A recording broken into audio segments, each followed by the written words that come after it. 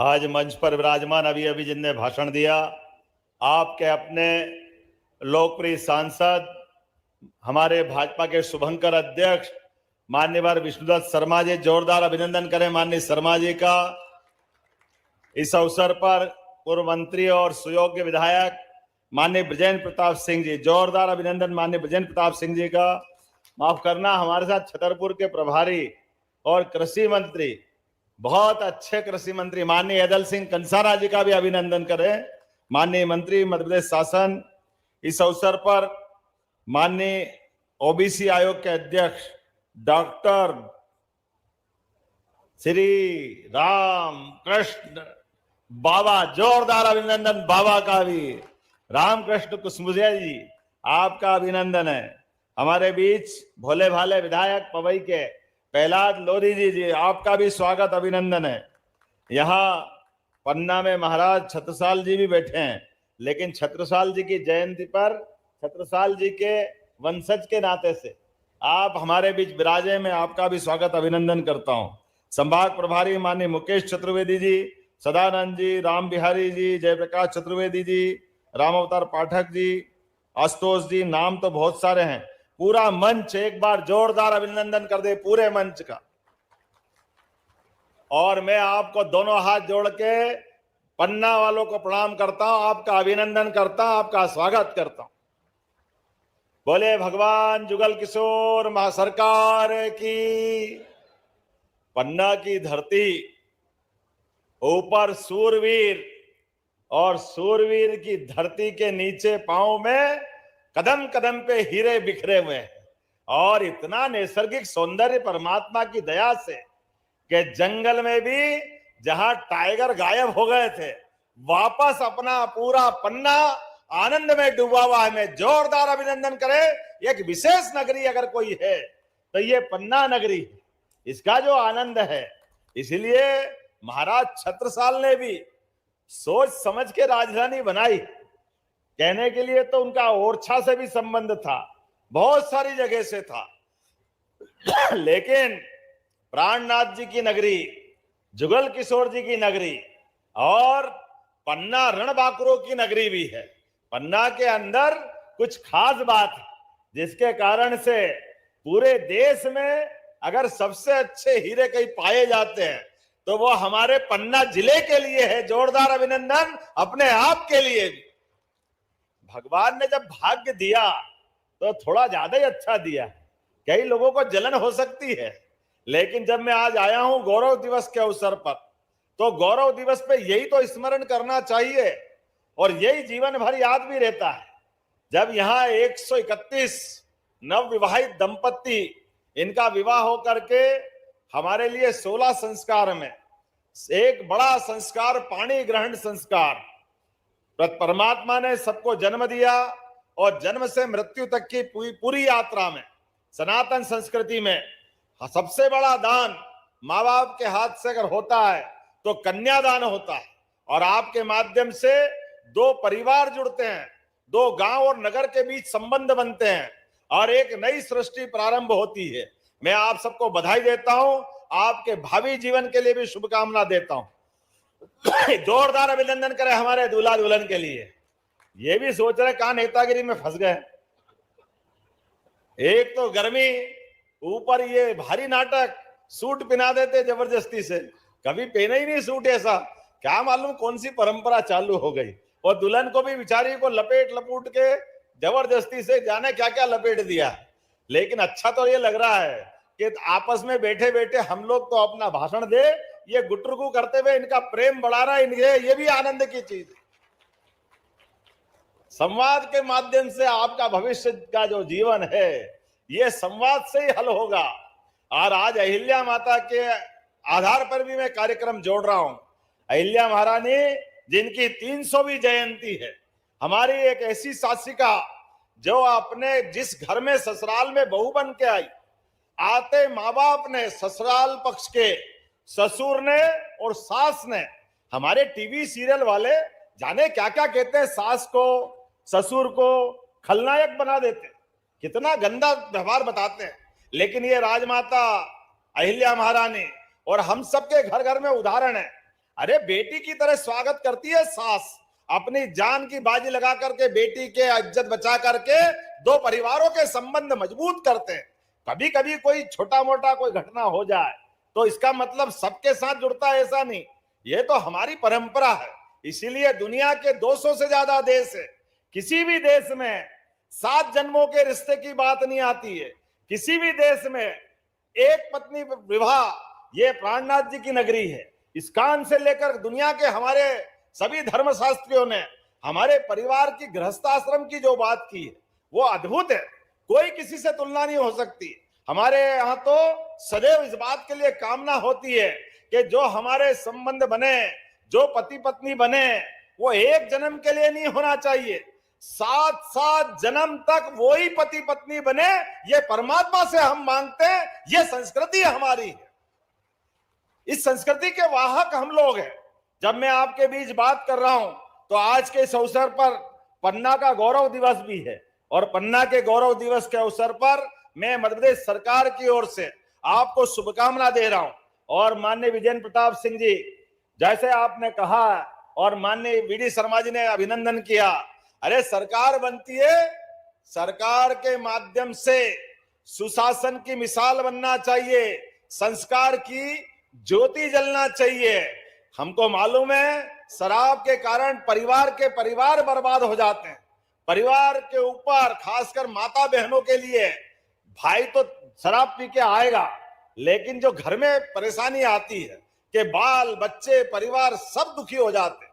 इसलिए हमने हमारी सरकार बनने के बाद पन्ना सहित 19 धार्मिक नगरियों में दारू की दुकान बंद करने का काम किया है।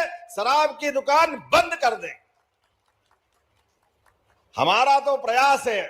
सरकार के माध्यम से दारू की तो दुकानें बंद कराएंगे, लेकिन दूध की दुकान खुलवाएंगे। दूध की जोरदार अभिनंदन करें हमारी गौरवशाली संस्कृति के लिए। हम पशुपालन को बढ़ावा दे रहे हैं, गोपालन को बढ़ावा दे रहे हैं। जिनके घर गाय वो गोपाल, जिनके घर गाय का कुल वो घर घर गोकुल। तो एक ब्लॉक के अंदर एक आदर्श वृंदावन गांव बनाने का संकल्प हमारी सरकार के द्वारा लिया गया है। बोले गोपाल कृष्ण भगवान की। और भगवान कृष्ण के कितने रूप है, एक आदर्श विद्यार्थी, आदर्श गुरु, आदर्श कितने प्रकार के भगवान ने अपने जीवन में धर्म के मार्ग पे चलने का जो संकल्प लिया है, कदम कदम पर उसकी मिसाल, उसके उदाहरण बनते हैं। इसलिए हमने कहा हम और भाग्यशाली है। भगवान कृष्ण मध्य प्रदेश की धरती पर कंस को मार करके जब आए तो सांदीपनी आश्रम में शिक्षा ग्रहण की, और यहीं से 64 कला, 14 विद्या, चारों वेद, सारे उपनिषद सबने निष्णात होकर के, सब में शिक्षित दीक्षित होकर के एक विराट व्यक्तित्व के धनी गोपाल कृष्ण बने। और उनके मुखारविंद से भी उस युद्ध के कोलाहल भरे हुए महाभारत के भीषण युद्ध में भी धर्म के मार्ग पे चलने की, अपने जन्म को सिद्ध करने की, कर्मवाद के आधार पर समूचे जीवन में क्या क्या चाहिए, किस किस प्रकार से जीवन जीना चाहिए, जीवन में किन आदर्शों का पालन करना चाहिए। 18 अध्याय में पवित्र गीता का उद्घोष हुआ। यह दुनिया का सबसे पवित्र ग्रंथ बना। हमारे लिए यह सौभाग्य की बात है। जब हम गीता जी की बात करते हैं, मध्य प्रदेश की धरती से बात करते हैं, तो यशस्वी प्रधानमंत्री के लिए जोरदार अभिनंदन करो श्रीमान नरेंद्र मोदी जी का, जिनके माध्यम से अब दुनिया के कोई राष्ट्रपति, कोई प्रधानमंत्री, कोई राजा महाराजा आते हैं तो हमारे द्वारा माननीय प्रधानमंत्री भारत की अमूल्य धरोहर उनको गिफ्ट देते हैं। तो गिफ्ट में पहली बार पवित्र गीता, रामायण, जिन ग्रंथों के बलबूते पर पूरा देश उनके पीछे चल के गौरवान्वित होता है, तो हमें कितना अच्छा लगता है। इसलिए हमने तय किया है कि हर नगर के अंदर, नगर परिषद हो, नगर पालिका हो, नगर निगम हो, सब दूर गीता भवन खोले जाएंगे। गीता भवन, जोरदार अभिनंदन करें पवित्र गीता भवन के माध्यम से, जिनके माध्यम से सनातन संस्कृति की सारी धाराएं, और केवल धार्मिक नहीं, कंप्यूटर की शिक्षा, लाइब्रेरी और सब प्रकार के विचारों का प्रवाह लाने के लिए सभागार, ये सब कुछ गीता भवन में बनाए जाएंगे।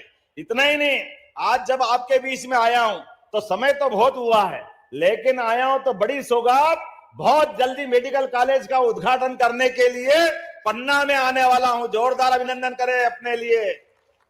पन्ना जैसे स्थान पर मेडिकल कॉलेज का बनना, यह हमारे उस संकल्प की सिद्धि है जो हमने विधानसभा के चुनाव के समय किया था कि हाँ, हम भविष्य में मेडिकल कॉलेज देंगे। और इतना ही नहीं, मेडिकल कॉलेज के साथ साथ और भी बहुत सारी चीज। आज जब मैं यहाँ जुगल किशोर महालोक का भूमि पूजन कर रहा हूं, मुझे मालूम है उज्जैन में बाबा महाकाल का महालोक हमने बनाया 2022 में। केवल महालोक या मंदिर या देवालय जब बनते हैं तो केवल पूजा पाठ के लिए नहीं, पूजा तो होती है, श्रद्धा हमारी भगवान की हिसाब है, लेकिन ये पूरी आर्थिक तंत्र को बदलते हैं। ये जब बनते हैं तो कई सारे लोग दूर दूर से आकर के दर्शन करते हैं। कोई होटल में ठहरता है, कोई खाने पीने की वस्तु खरीदता है, कोई और सामग्री खरीदता है, कोई गाड़ी से आएगा जाएगा। लगातार आर्थिक रूप से उस नगर में समृद्धि आती है।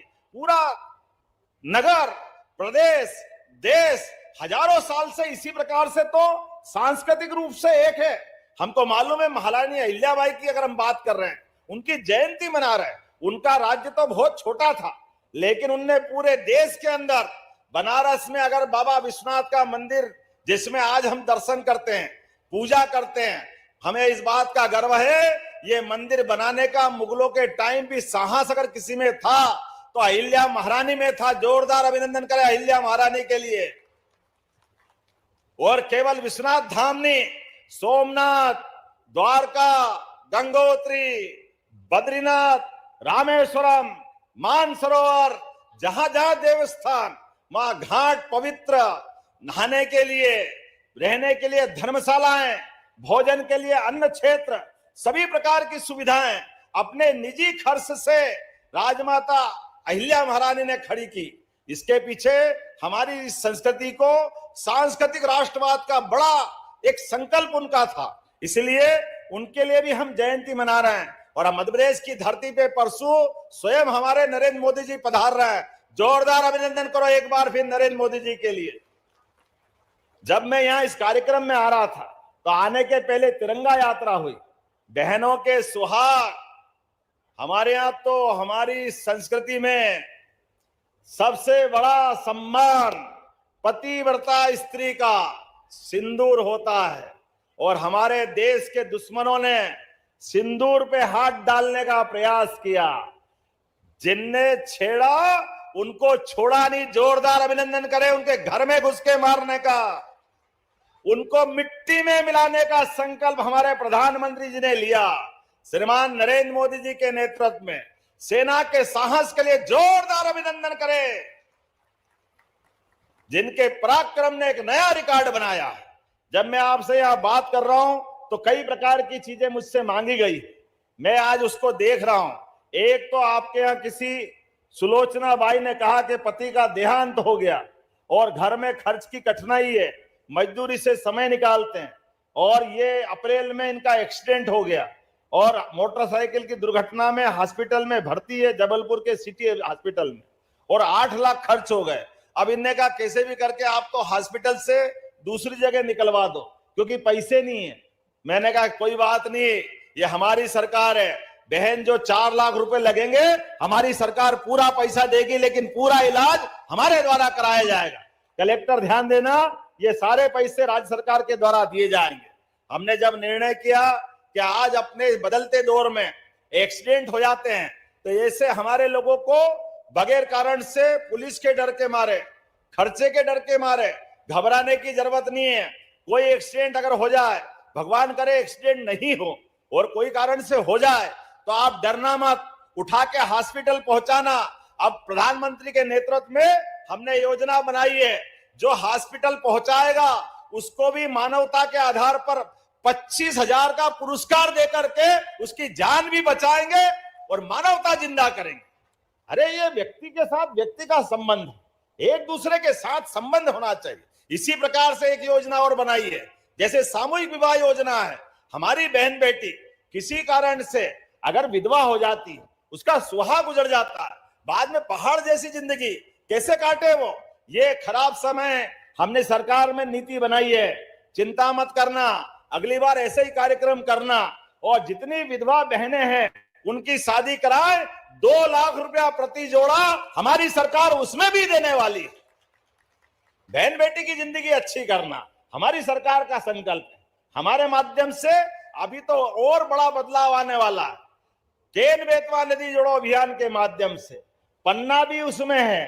केन और बेतवा नदी जोड़ने के माध्यम से अद्भुत काम होगा। पूरा पन्ना, दमोह, टीकमगढ़, सागर, छतरपुर, पूरे 10 जिले और 10-12 जिले उत्तर प्रदेश के आने वाले समय में ये फसल उत्पादन में हरियाणा और पंजाब को भी पीछे छोड़ेंगे। जोरदार अभिनंदन करो, किसान की जिंदगी बेहतर होगी, पूरा क्षेत्र बदलेगा। जब किसान के खेत लहलाएंगे, फसलें अच्छी होगी, किसान की जिंदगी अच्छी होगी, पूरी इकोनॉमी बदलेगी, पूरे क्षेत्र में बदलाव आएगा। लेकिन फसल अकेले नहीं, अभी तो हमने दूध उत्पादन बढ़ाने के लिए भी संकल्प किया है। हमारी गौ माता है, हमारी तो देश की पहचान हजारों साल से दूध और दही की नदियां बहती आई है अपने मध्य प्रदेश और देश में।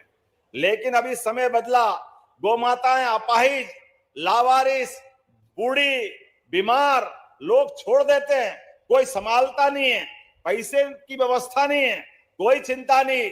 हमारी सरकार ने चिंता किया है, गौशाला बनाता दे करके सारी गायों की चिंता भी काम करने का हमारी सरकार के द्वारा किया जाएगा। कोई गौ माता लावारिस नहीं रखेंगे। और लाडली बहनाएं बैठी है सामने, आपको भी राशि मिल रही है 1250, लेकिन हमारी सरकार ने संकल्प लिया है 5 साल के अंदर 3000 रुपया प्रति बहन आपकी भी धनराशि हम करने वाले। जोरदार अभिनंदन करो बहनों के लिए भी। और क्या भाई क्या बहन, औद्योगिकरण के आधार पर कई सारे विकास के काम करते हुए ढेर सारी योजना हम बना रहे हैं। लेकिन आज के इस अवसर पर आपने कुछ मांगे की है। मैं इसके अवसर पर आपने कहा 200 साल से पुरानी पन्ना नगर में निकाली जाने वाली जगन्नाथ यात्रा को धर्मस्व और धार्मिक न्यास में शामिल करके इसका मान सम्मान बढ़ाना है, ताकि ये मेला सूची में आ जाए। मैं यही से घोषणा करता हूं, ये आपकी मांग पूरी की जाती है। आपने कहा महाराजा छत्रसाल की जयंती और भव्य होना चाहिए, और साथ ही साथ आपने कहा इसका बजट भी दो। मैं आपको घोषणा करता हूं, महाराज छत्रसाल के लिए आप जो कहोगे वो तो करेंगे ही, लेकिन पाठ्यक्रम में भी हिस्सा बना करके महाराज छत्रसाल के जीवन को पढ़ाने का काम स्कूल और कॉलेज में भी किया जाएगा। महाराजा छत्रसाल का जीवन तो अद्भुत है। परमात्मा करे हर घर में ऐसा बच्चा पैदा हो। महाराज छत्रसाल से बुंदेलखंड गौरवान्वित होता है।